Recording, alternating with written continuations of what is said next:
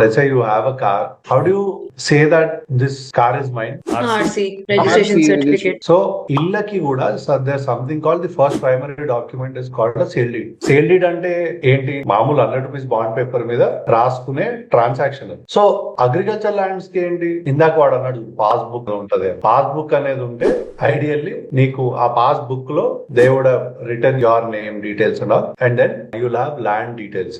So sale deed అంటే తప్పపోదు కదరా, ఎందుకంటే నువ్వు రాసుకునేది, నేను వెరిఫై చేస్తా, నువ్వు వెరిఫై చేస్తావు, సబ్ రిజిస్టర్ కూడా చెక్ చేస్తాను, తప్పుపోయే ఆస్కారం ఉండదు. పాస్బుక్ అనేది నేను నీకు ల్యాండ్ అమ్మిన తర్వాత నీకు గవర్నమెంట్ ఇస్తుంది పాస్బుక్. సో ఇన్ని వేల లక్షల పాస్బుక్లు ఇస్తుంది, దాంట్లో తప్పపోదు అంటవా ప్రింట్ చేసేటప్పుడు?